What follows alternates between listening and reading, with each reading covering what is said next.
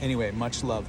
I was doing meditation last night before going to sleep of generating love, goodwill, friendliness, like feeling the sensation in my heart and then beaming it to people and opening it and let it flow. And, again, when you're doing etheric work like that and you connect with someone else, how much are you connecting with their actual energetic resonant being, and how much are you connecting with your idea of who they are? But yeah, I was just connecting with all these people, trying to give them love and resonate love with them. It's not giving, but just loving. And it was such a nice thing to do before going to sleep. But I had crazy dreams. It was hard to rest through. And I guess I'll show you the view, and then I'll take this inside so it can be sent on Wi-Fi.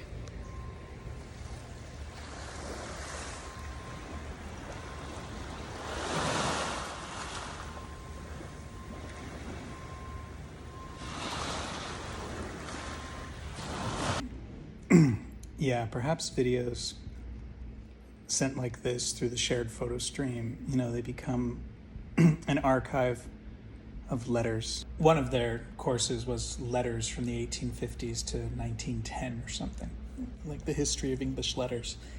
And it's funny to think of what is if people look back on this time period, and let's say there are people of import or fame or whatever that they're tracking for some reason, people liked Kafka, and then they would look for his letters, the letters that he wrote to Max, the letters he wrote to different women he was in love with, whatever, that becomes part of his literature canon. So I don't know, for actors or directors or writers or whatever, that they'll look, or just, I guess, social influencers, whatever becomes valuable in the future from this time period, to look at people and be like, what correspondences did they leave behind? Of course, they're going to look at Facebook and Twitter. Will this account for letters? I mean, some people are more email. I mean, there's so many forms of communication. Anyway, this just kind of ran through my head at one point watching that video you just sent me, and I was just like, oh my God. There's just so much data. Okay. To put it in a Buddhist context, I don't know. I mean, I wouldn't say I'm a Buddhist, but now I have studied Buddhism a lot. I've studied Taoism a lot. I've studied Hinduism to a certain degree. I've really tried to avoid the dogma and ritual of Hinduism, which is what I see Hinduism as being, so much dogma and ritual, because I come from Catholicism, which has so much dogma and ritual. Which is why I didn't like Tibetan Buddhism, because there's so much dogma and ritual. But the Buddhism I've been hanging out in is like minimalist Buddhism, so they don't have dogma and ritual in the same way. I mean, everything has dogma. But anyway, in their framework, all suffering comes from three roots, and that is greed, hatred, and delusion. And it is normal. All of us have greed, hatred, and delusion. They take different forms in each person depending on their karma and how they've been put together, and blah, blah, blah, blah, blah, blah, blah. That there are lots of people, I think there are people in every generation, but certainly a lot of the people I've drawn into my life from that generation who are very attached to their greed, hatred, and delusion, and they value it. So it's not something they want to discard. You use the word irrational. Remember, the system of logic is a machine. Logic is a machine. What you feed into it is what comes out of it. It's just a process. So in some people's rational mind, valuing greed, hatred, and delusion means that the values that come out of them and the products that come out of their mind are stemming from greed, hatred, and delusion. They're not seen as a bad thing. I had a conversation with my father where I was trying to explain to him his hateful ways, and he was like, "You think I'm a hateful person?" And I was like, "Yeah, but we all are." And you not acknowledging that is one of the things that makes your hate dangerous. Being able to acknowledge that we all have greed, hatred, and delusion, and I just acted out of greed. I just acted out of hatred. Wow, that was totally delusional of me. When we notice that, then we have grace, we have enlightenment, we have the ability to say you're sorry and amend your wrong actions. But if you're just in denial and defending the greed, hatred, and delusion, then you can't You can't ever really make good of the hurt that you do. And I think this is a normal human thing. And normal, it doesn't mean it's what we are subjected to. It's just the flow of life and what tends to come out of it. That people, as they get older, they get more scared. They know they're more fragile. They're closer to death. They get more frightened of more things. They get more conservative. The fear makes more conservatism. The judgments become more rigid. So like a passing judgment can all of a sudden have a framework. And this can happen at any age, but the longer you live, the more likely you are to build these calciferous shells, like beautiful ornate seashells, out of judgments, out of thoughts, out of beliefs. Or it's the progression of the evolution of his consciousness, like where it's going, or what the values are, and what kind of calciferous structures those beliefs are building. I'm definitely making you a TV show right now. Because I'm only at the first part of it. I haven't even launched into the other part of it. So when something happened at any point in his relationship with you that he disdained, and you say in an egoic mindset, so when you've done things that he has disdained, or he has made some kind of negative judgment about, he's held on to them and he's built structures out of them.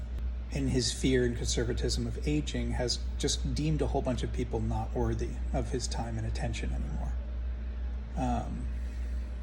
And again, this is just my perception of it. I think that there's a jealousy of him not getting enough attention from them. So if he's not getting enough attention, then there's a type of anger, hatred, jealousy that builds up in him that he can then turn and project and be like, well, they're not worthy of my attention, so fuck them. And I think that that's what he's done, but also in the fear and paranoia of the last 2 years, you were someone who didn't get vaccinated right away. You were someone who wasn't wearing a mask all the time. You were someone who was posting pictures on Facebook of you hanging out with your friends when everybody was supposed to be terrified and alone in their apartment. So you did something wrong in his weird estimation, and that he's held on to. And I would say your job is to not be bothered by that, but have compassion for him for being trapped in those mindsets. And the danger or the suffering that I've seen you engaging in the last 2 years is being hurt by people's judgments of you living the life that you think you should live. Right? You live a life you think you should live, and it's not perfect, and it doesn't keep you from suffering. None of our lives do, so it's not your fault. But your challenge is to hear people's judgments of you. If I looked at your whole astrology makeup right now, I'd probably be able to pinpoint challenges and shit about that. But that's what I've seen you suffering from a lot. Not mostly, that's what I've seen you suffering from a lot in the last 2 years. That gets into the second thing I was going to say. When you were talking about how it's good now and always for me to radiate this love vibration, there is a formal Buddhist practice that can be done many ways, but the simplest, and it's not like Buddha came up with this, his followers came up with this, but it's called the Brahma-viharas, usually simplified in metta, because metta is the first of the four divine abodes, which is what the word Brahma-viharas gets translated into, where you generate these four positive emotional states. One of them is loving kindness, which is what metta is. Karuna is compassion, which means witnessing people's suffering and keeping your heart open and present to it.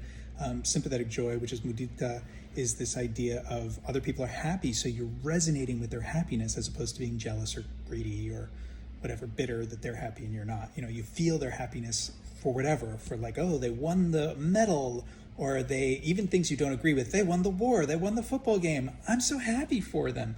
I'm so happy for the people that are happy for them, that you choose to resonate with the happiness as opposed to, even if you don't like that style of life, instead of having a bitter heart about it.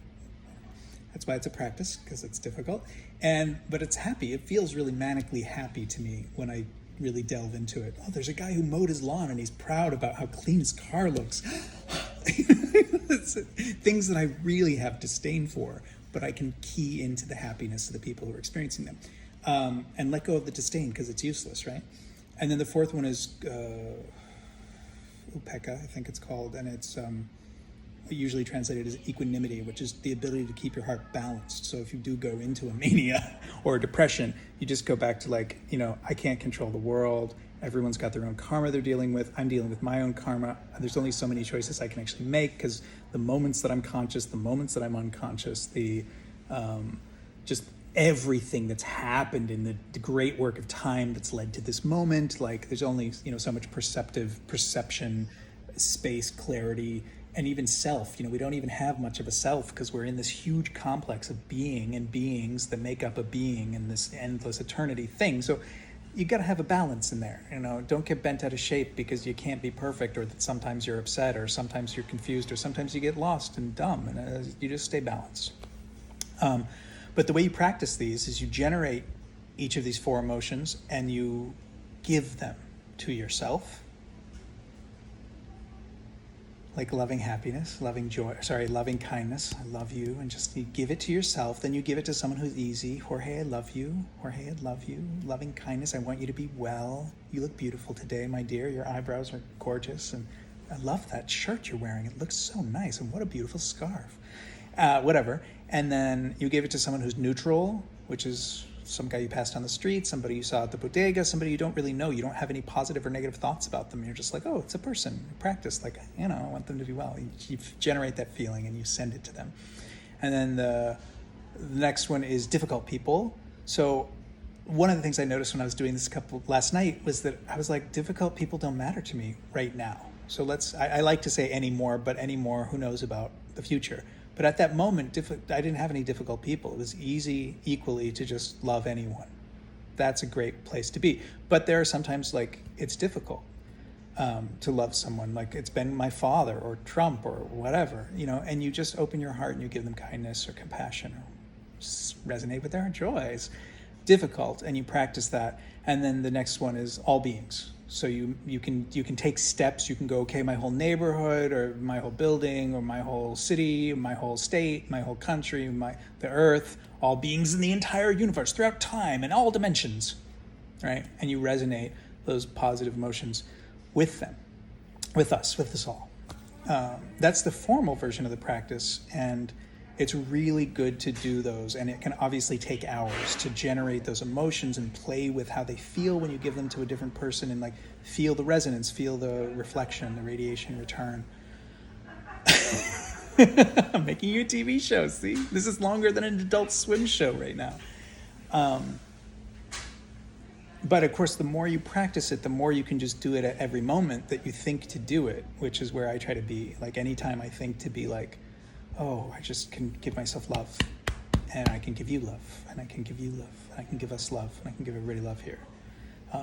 It just obviously feels so much better, as you say. Like it's just this to us. It just logically, when you're in the right state of mind, when you're not freaking out, it's just like a duh. Why would you do anything else? Practice, balance, forgiveness, patience, compassion. So yeah, I highly recommend you playing with those because they're super fun and they feel good, obviously, and they're good work. And actually, sometimes they don't feel good. Sometimes it's really painful. Like the compassion one, if you try to like tune into someone who's really, really suffering and try to keep your heart open, it's just, it hurts so bad. That's why there's balance. You balance with mudita or metta or upekkha, and or sometimes you just have to back off and close your heart because it's too much. Of the other things, I've had a lot of misgivings or doubts or second thoughts or shame, guilt about not posting on social media. I don't like it because whenever I do, I start looking at it. And as soon as I start looking at it, I end up seeing stuff that upsets me in one way or another. I don't want to be upset. So I don't want to post there because if I post there, then I see things that upset me and it annoys me. And yet I feel like I take pictures and I travel the world and I have my adventures, and I feel like not the only reason, but one of the big reasons to do that is to share it and to model it, which is what social media is good for. So I'm always, I suffer from being like, should I do this or should I not? And if I add my version of reality into the propaganda machine, then that's kind of at least a different story, right? It's a different tone, it's a different channel than all the other meme garbage that's being repeated there for whoever to see it, right? So I think in that way it's good work. So I feel a little guilty for not doing that work, but but I'm trying to deal with that. All right, love you. Have a good day. Bye-bye.